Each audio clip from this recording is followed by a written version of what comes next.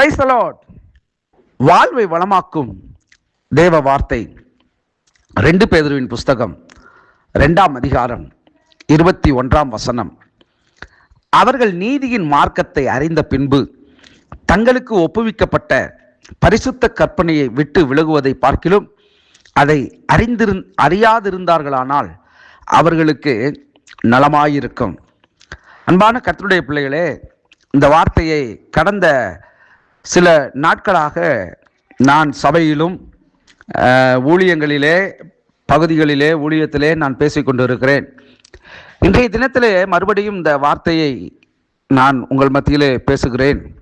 ஏனென்று சொன்னால், ஒரு வார்த்தையை நாம் தியானித்து கொண்டிருக்கிற பொழுது அதனுடைய ஆழமான சத்தியங்களை நாம் சரியாக ஆவியானுடைய துணையோடு அறிந்து கொள்ள வேண்டும். அப்படிதான் இந்த வார்த்தை சொல்லுகிறது. அவர்கள் நீதியின் மார்க்கத்தை அறிந்த பின்பு அப்படின்னு சொன்னா, சத்தியத்தை அறிந்த பின்பு நாம் அதை விட்டு விலகுவதற்கு, மனதார அதை விட்டு விலகுவதற்கு ஏதுவாய் இருக்கிற சில சந்தர்ப்பங்கள், சூழ்நிலைகளை கண்டு நாம் பின்வாங்கி போகிறவர்கள் என்போமானால், அந்த சத்தியத்தை நாம் அறியாதிருந்தால் நலமாயிருக்கும் என்பதற்கு அடையாளமாக இங்கே சொல்லப்பட்டிருக்கிற இந்த வார்த்தையை பார்க்க முடிகிறது.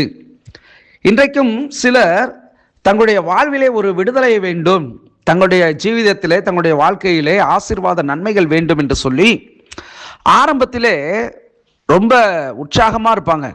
கர்த்தர் எனக்கு இதை செய்தார், அதை செய்தார், அப்படி செய்தார், இப்படி செய்தார் என்றெல்லாம் என்ன பண்ணுவாங்க, கர்த்தரை ரொம்ப அதிகமாக கனப்படுத்தி மேன்மைப்படுத்தி என்ன பண்ணுவாங்க, உயர்த்துவாங்க.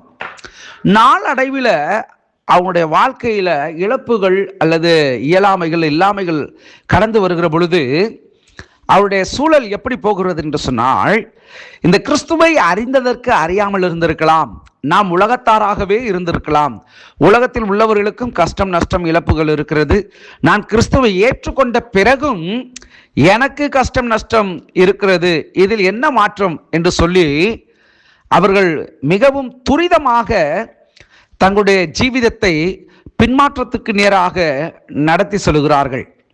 ஆனால் வேதம் சொல்லுகிறது என்பதை பார்க்கிலும், கிறிஸ்து இயேசு அவருடைய வார்த்தை அல்லது தேவன் விரும்புகிற காரியம், இந்த ரட்சிப்பை நாம் பெற்று இந்த ரட்சிப்பை விட்டு விலகுவதற்கு ஏதுவான காரியங்களை நாம் யோசியாதபடிக்கு, ஒருவேளை இதை நாம் அறியாதிருந்தோமானால் நலமாயிருக்கும் என்பதை இங்கே அப்போஸ்தலனாகிய பேதுரு வெளிப்படுத்துகிறார்.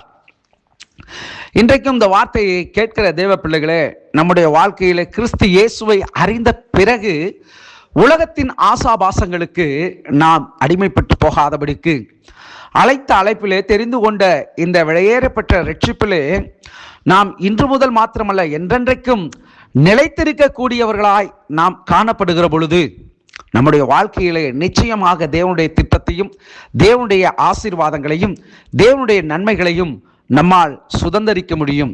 இதில் எவ்வித மாற்று கருத்துமே இல்லை. இன்றைக்கு உலகத்தின் பிரகாரமாக பார்க்கிற பொழுது இவர்கள் நன்றாக இருக்கிறார்கள், அவர்கள் நன்றாக இருக்கிறார்கள் என்ற போட்டி, பொறாமை, மனப்பான்மை எல்லாம் சாதுரியமாக இல்லாதபடிக்கு அவர்கள் தங்களுடைய சந்தர்ப்பத்தை பயன்படுத்தக்கூடியவர்களாக காணப்படுகிறார்கள். ஆனால் கிறிஸ்துவை அறிந்தவர்கள், கிறிஸ்து எனக்கு ஜீவன், சாவு எனக்கு ஆதாயமே என்கிற வார்த்தையின்படி கிறிஸ்துவை நம்பி நாம் வந்துவிட்டோம் என்று சொன்னால், அவரே நம்முடைய எல்லாவற்றையும் அவர் பார்த்து கொள்ளுகிறவராயிருக்கிறார். ஆகவே இந்த வார்த்தை உங்களுக்கு பிரயோஜனம் என்று சொன்னால், நிச்சயமாக கிறிஸ்துவை விட்டு விலக செய்கிற எல்லா விதமான பின்மாற்ற ஆவிகளுக்கு நீங்கள் உங்களையும் உங்கள் குடும்பங்களையும் நீங்கள் விலக்கி காத்துக்கொள்ளும்படியாய் தேவ ஊழியனாய் அன்பாய் உங்களிடத்தில் கேட்டுக்கொள்கிறேன். கர்த்தர் தாமே உங்களை ஆசீர்வதிப்பாராக. ஜெபிப்போம்.